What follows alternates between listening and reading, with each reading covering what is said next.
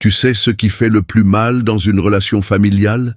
Ce n'est pas d'être ignoré par un inconnu, ce n'est pas d'être trahi par un collègue, ce n'est même pas la douleur d'un amour perdu. Non! Ce qui brise un être humain de l'intérieur, c'est de découvrir que celui ou celle que tu as soutenu, que tu as aidé à se relever, que tu as protégé, parfois contre le monde entier, devient un jour la personne qui te regarde avec mépris, te critique dans ton dos et t'envie en silence. Tu n'as jamais demandé de retour, tu l'as fait par amour, par loyauté, par instinct. Et aujourd'hui, tu te rends compte que cette main que tu as tendue est celle qu'on cherche à mordre. Si cette phrase a réveillé quelque chose en toi, reste. Parce que ce que Carl Jung a compris sur la jalousie familiale, en particulier celle qui naît chez ceux que tu as aidés, va te bouleverser et peut-être te libérer. Dans la pensée de Carl Jung, l'ombre n'est pas le mal, mais tout ce que nous refusons de reconnaître en nous. Et dans les relations familiales, cette ombre peut se manifester de manière bien plus perverse qu'on ne le pense. Pourquoi ? Parce que la famille, censée être un espace d'amour inconditionnel, devient parfois un terrain fertile pour des blessures silencieuses, des compétitions déguisées, des humiliations larvées. Et c'est précisément là que se cache un paradoxe douloureux. Plus tu aides un proche, plus tu peux devenir la cible de son ressentiment. Cela semble illogique, injuste, cruel même. Mais c'est profondément humain et Jung nous donne les clés pour le comprendre. Imaginons une scène simple. Tu aides un frère à sortir d'une situation difficile. Peut-être as-tu payé ses dettes, peut-être l'as-tu hébergé, peut-être lui as-tu trouvé un travail. Tu fais tout cela parce que tu tiens à lui, parce que vous partagez le même sang, parce que tu crois en la solidarité. Mais au lieu de la gratitude, tu ressens une distance. Il devient froid, moins bavard, critique même. Tu te demandes ce qui a changé, tu repasses tout dans ta tête, tu cherches l'erreur. Tu ne comprends pas pourquoi il semble t'en vouloir alors que tu l'as soutenu. C'est ici que Jung intervient. Selon lui, l'individu qui reçoit une aide qu'il n'a pas demandée, ou pire, qu'il a été obligé d'accepter, entre en conflit avec son propre ego. Ce conflit crée un malaise profond. Il se sent inférieur, diminué, dépendant.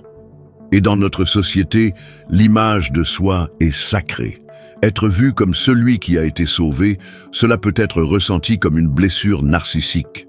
L'aider, au lieu de se dire « j'ai eu de la chance d'avoir du soutien », se dit parfois « je suis celui qui a échoué ». Et qui est le rappel vivant de cet échec? Toi. Tu deviens, malgré toi, le reflet de son incapacité, le symbole de sa faiblesse. Et l'ego blessé n'aime pas les symboles qui le confrontent. Alors, il se protège. Et cette protection prend souvent la forme d'un rejet. Un rejet non verbal, un retrait progressif, une transformation du lien affectif. Jung appelait cela un mécanisme de projection. Au lieu de voir la honte ou la douleur en lui, l'autre la projette sur toi. Tu deviens l'origine supposée de son mal-être. Et ainsi, la jalousie naît, silencieuse, camouflée mais bien réelle. C'est une jalousie complexe, car elle ne porte pas uniquement sur ce que tu as, ton argent, ta réussite, ton couple, ta stabilité, mais surtout sur ce que tu représentes, la force, l'autonomie, la capacité d'agir. Cela suffit pour créer une tension latente. Tu remarques qu'on ne te parle plus de la même manière, que les regards ont changé, qu'on évite de t'inviter. Tu entends des phrases lancées à demi-mot, comme des flèches enrobées de sourires. Et le pire dans tout cela, c'est que tu continues d'aimer cette personne. Tu refuses de croire qu'elle puisse t'envier. Tu te dis que c'est passager. Tu continues à tendre la main. Mais plus tu tends cette main, plus l'autre se sent petit. Et c'est là que l'amour se heurte au mur de l'orgueil. Carl Jung, à travers ses études sur la psychologie analytique, a mis en lumière une vérité que très peu osent regarder en face. Parfois, la reconnaissance est perçue comme une faiblesse. Ce n'est pas que les gens ne veulent pas dire « merci », c'est qu'ils ne peuvent pas. Parce que reconnaître le bien que tu leur as fait revient pour eux à exposer une blessure qu'ils n'ont jamais voulu admettre, celle d'avoir été dépendants, vulnérables, faillibles. Dans le cercle familial, cette dynamique est d'autant plus intense qu'elle vient toucher à l'image fondamentale de soi. Il ne s'agit plus seulement d'un déséquilibre entre deux personnes, mais d'un effondrement de la hiérarchie affective. Et dans ce chaos émotionnel, l'ingratitude devient un masque. Prenons un exemple concret. Tu as aidé une sœur ou un cousin pendant une période difficile. Tu l'as soutenu financièrement, écouté lorsqu'il pleurait, porté psychologiquement quand il s'effondrait. Au fond de toi, tu pensais qu'un jour, il ou elle viendrait vers toi, les yeux brillants d'émotion, et te dirait « Je n'oublierai jamais ce que tu as fait pour moi ». Mais ce jour n'est jamais venu. Au contraire, les conversations sont devenues plus sèches, les visites plus rares, les regards plus distants, et un jour, peut-être, tu entends dire qu'il t'accuse d'avoir voulu le contrôler ou lui rappeler constamment ce qu'il te doit. Pourquoi cela arrive-t-il? Parce que ton aide, dans l'esprit de cette personne, n'a pas été reçue comme un cadeau, mais comme un rappel constant de son échec personnel. Jung expliquait que lorsqu'un individu n'a pas intégré certaines failles internes, manque d'autonomie, insécurité, peur de l'échec, il projette cette ombre sur l'autre. En d'autres termes, ce n'est pas toi qu'il rejette, c'est ce qu'il ressent quand il est en ta présence. Et si ta seule présence ravive en lui un sentiment d'infériorité, alors il fera tout pour s'en éloigner, voire pour te discréditer. L'ingratitude devient alors une stratégie de survie, un mécanisme de protection émotionnelle. En minimisant ce que tu as fait pour lui, l'autre reprend le contrôle de sa propre narration. Il peut dire à lui-même « Je n'ai pas tant eu besoin de lui ». Il peut dire aux autres « Il exagère ce qu'il a fait ». Tout cela pour éviter la douleur d'admettre « J'étais perdu et j'ai eu besoin de lui pour me relever ». Cette admission est trop lourde pour certains égos, surtout dans des familles où l'image est sacrée et où la vulnérabilité est perçue comme une honte. Et toi, dans cette histoire, tu restes en suspens. Tu ressens l'éloignement, mais tu ne comprends pas pourquoi. Tu te remets en question. Ai-je fait trop? Ai-je mal agi? Tu revis chaque geste, chaque mot. Tu te demandes si tu as été intrusif. Mais la vérité, c'est que tu as juste été présent. Et pour certains, cela suffit à déclencher une tempête intérieure. Jung nous apprend ici que la gratitude ne peut exister que là où l'ego a été pacifié. Là où l'ombre a été reconnue, acceptée, transformée. Ce que tu vis n'est donc pas une trahison au sens classique du terme. C'est une fuite de soi-même, déguisée en rejet de l'autre. Une incapacité à te regarder sans douleur. Et c'est pour cela que l'on t'évite, que l'on parle mal de toi, que l'on te dévalorise. Non pas parce que tu es le problème, mais parce que tu rappelles ce qu'ils n'ont pas encore guéri. Dans les familles, les rôles sont supposément clairs. Les parents protègent, les enfants apprennent, les aînés guident, les cadets suivent, les frères et sœurs s'épaulent, s'aiment. Mais la réalité est souvent bien plus trouble. Carl Jung, en explorant les profondeurs de l'inconscient familial, a révélé que les dynamiques les plus toxiques ne sont pas toujours celles qui explosent en conflits visibles. Au contraire, les plus dangereuses sont souvent celles qui restent cachées, qui murmurent dans le silence, qui brûlent derrière un sourire. Et l'une d'elles est cette compétition affective silencieuse qui naît quand celui que tu as aidé, voire élevé, sent qu'il ne peut se définir qu'en t'écrasant. Tu as peut-être pris soin d'un petit frère, comme une seconde mère. Tu l'as accompagné à l'école, tu l'as défendu quand il était moqué, tu as cru en lui quand tout le monde doutait. Et maintenant, devenu adulte, il semble vouloir constamment prouver qu'il est au-dessus. Il contredit tes idées en public. Il minimise ton parcours. Il expose ses réussites pour les opposer aux tiennes. Tu ne comprends pas. Tu ne cherches pas la compétition. Tu veux juste maintenir ce lien d'amour. Mais lui semble incapable de t'aimer sans rivaliser. Selon Jung, cela vient de la construction de l'ego dans l'environnement familial. Quand un enfant reçoit beaucoup d'aide ou d'attention de la part d'un proche, surtout s'il se sent redevable ou inférieur, il peut développer un mécanisme de compensation, c'est-à-dire qu'il va chercher plus tard à reprendre symboliquement le pouvoir qu'il pense avoir perdu. Et cette reconquête prend souvent la forme d'une compétition émotionnelle.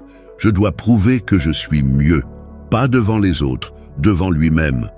Parce qu'en réalité, ce n'est pas de toi qu'il veut triompher, mais de l'image de dépendance qu'il associe à toi. Ce mécanisme est souvent inconscient. Il ne se réveille qu'à l'âge adulte, lorsque les statuts changent, que chacun construit sa vie.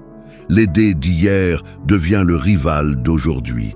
Et comme il n'a pas réglé ce qu'il a ressenti à l'époque, humiliation, dette, vulnérabilité, il réagit maintenant avec froideur, arrogance ou distance.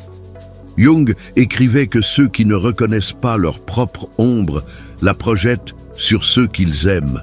Et cette projection peut prendre la forme d'un rejet déguisé en indépendance. Je n'ai plus besoin de toi, je suis au-dessus.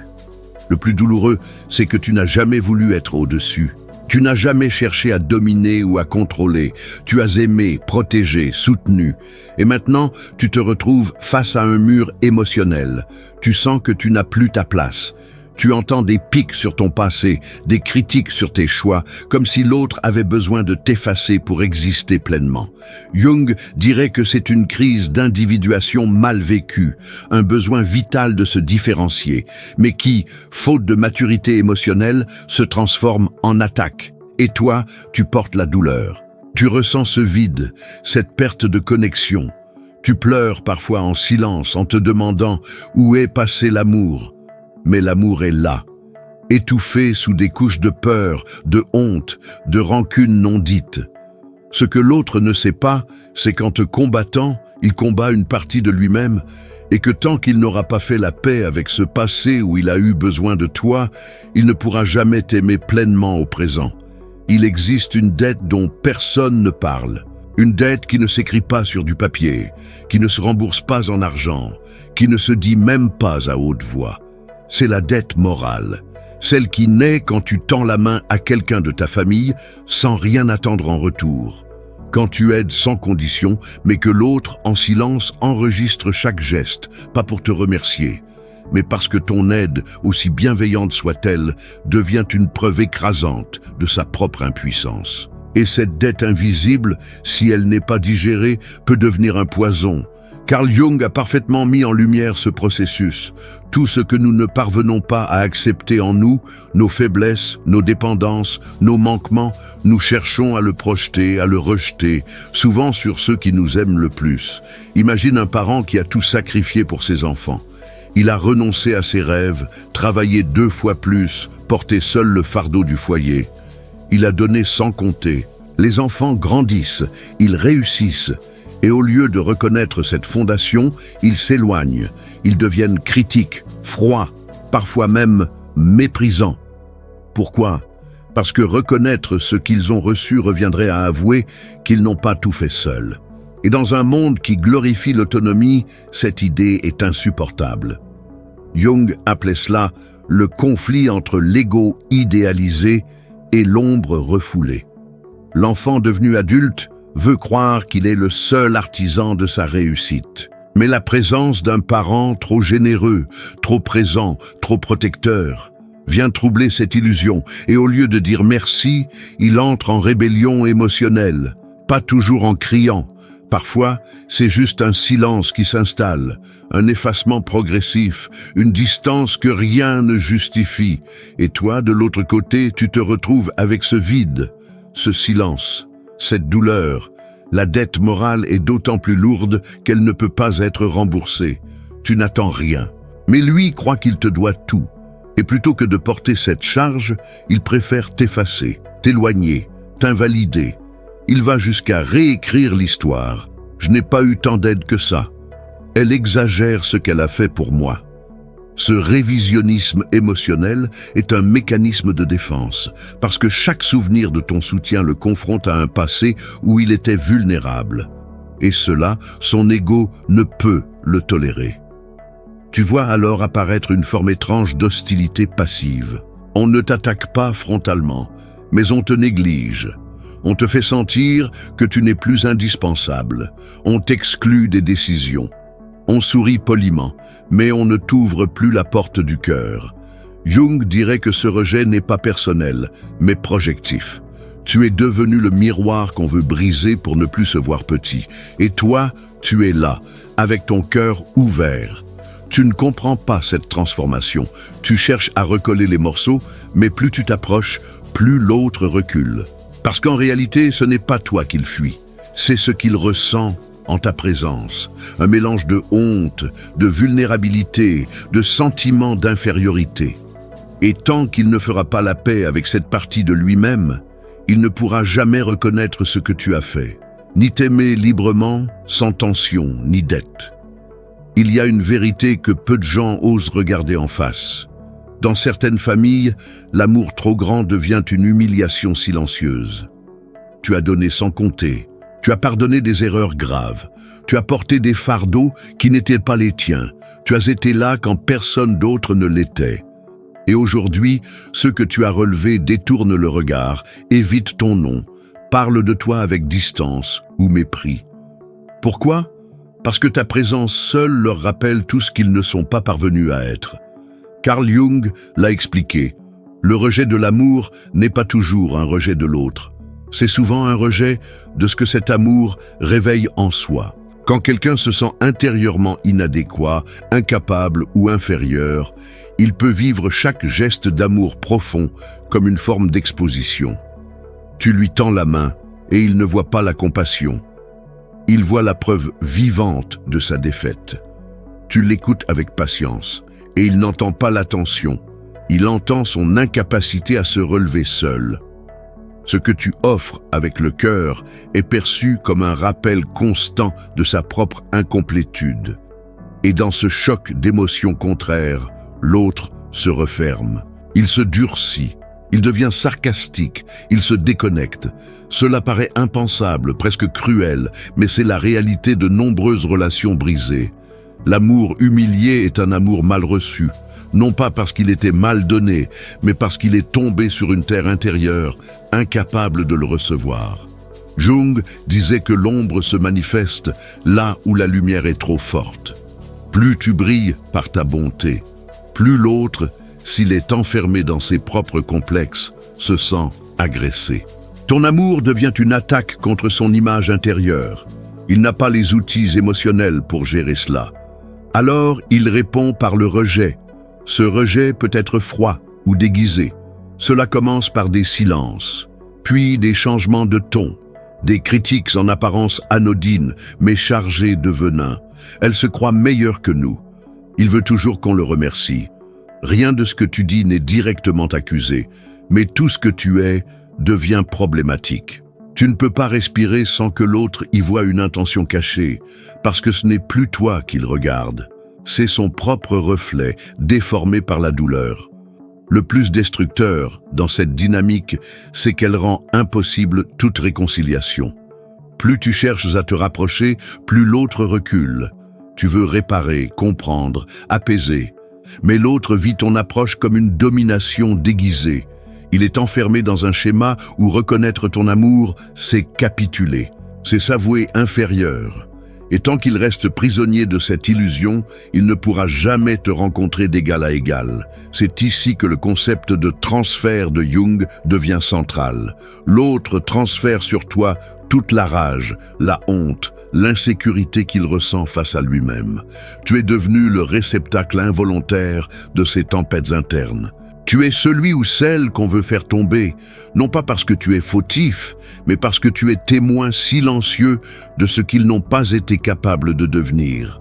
Et pourtant, malgré cette injustice, tu continues d'aimer. Parce que l'amour véritable ne se retire pas devant l'ingratitude. Il souffre, il saigne, mais il reste. Mais rester ne veut pas dire se laisser détruire. Et c'est ce que Jung nous invite à comprendre. Savoir poser une limite n'est pas un acte de rejet, c'est un acte de santé émotionnelle. C'est dire « je t'ai aimé, je t'ai aidé, mais je ne peux pas porter ta douleur à ta place ». Arrive un moment où tu réalises que la reconnaissance ne viendra peut-être jamais.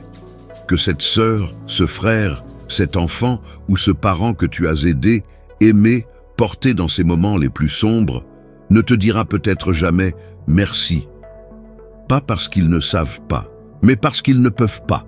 Leur monde intérieur est trop fragile, trop abîmé, trop en guerre avec lui-même pour laisser place à une reconnaissance sincère. Et c'est là, dans ce vide affectif, dans cette absence de retour, que commence une nouvelle étape.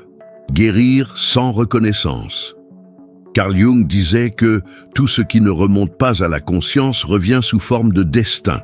Cela signifie que tant que tu attends que l'autre valide ce que tu as fait, tant que tu restes attaché à ce moment qui ne vient pas, cette phrase, ce regard, cette main tendue, tu continues de remettre ton pouvoir entre ses mains. Tu restes dépendant, émotionnellement lié à quelqu'un qui précisément t'a blessé dans cette dépendance. Et cette boucle devient une prison invisible. Tu espères, tu souffres, tu réagis, tu t'éloignes, tu reviens, et toujours, tu attends. Guérir sans reconnaissance, c'est couper cette attente. Non pas par colère ou par orgueil, mais par amour de toi-même. C'est comprendre que ce que tu as donné était vrai, que ce que tu as offert venait d'un lieu pur, et que le silence de l'autre ne diminue en rien la valeur de ton geste. Jung nous rappelle que la lumière ne dépend pas du regard de l'autre. Elle éclaire, même si les yeux en face refusent de s'ouvrir. Et toi, tu es lumière, même si l'autre reste dans l'ombre. Alors tu apprends à poser des limites, à dire non, à ne plus tout expliquer, tout justifier. Tu comprends que certains silences doivent être respectés, non pas par soumission, mais par sagesse. Tu n'as plus besoin de courir après l'acceptation. Tu cesses de vouloir réparer ceux qui te rejettent. Parce qu'au fond, ce n'est pas toi qu'ils rejettent. C'est leur propre douleur, projetée sur toi comme une cible facile. Tu trouves la paix non pas dans l'oubli, mais dans la compréhension. Tu relis l'histoire avec des yeux neufs. Tu vois les mécanismes, les blessures, les projections. Tu reconnais que l'autre a souffert aussi, mais tu reconnais surtout que ce n'est pas à toi de porter ce fardeau. Tu as déjà fait ta part. Tu as aimé. Tu as tendu la main. Tu as pardonné. Maintenant, il est temps de t'aimer, aussi fort que tu as aimé les autres. Et peut-être qu'un jour, cet autre reviendra. Peut-être qu'il comprendra. Peut-être qu'il dira enfin ce mot que tu attends depuis si longtemps. Mais tu ne vivras plus dans cette attente, parce que ta paix ne dépendra plus de lui. Elle viendra de toi, de ton courage à regarder la vérité en face, de ta capacité à aimer, même sans retour. Et c'est là, selon Jung, la vraie maturité émotionnelle. Transcender la blessure sans devenir blessant. Tu n'es pas coupable d'avoir aimé trop fort. Tu n'as pas eu tort d'aider. Tu n'as pas perdu en donnant. Tu t'es élevé. Et désormais, tu n'as plus besoin qu'on te voie pour briller. Tu brilles déjà parce que tu as traversé, parce que tu as appris, par la paix que tu choisis chaque jour de construire, malgré tout.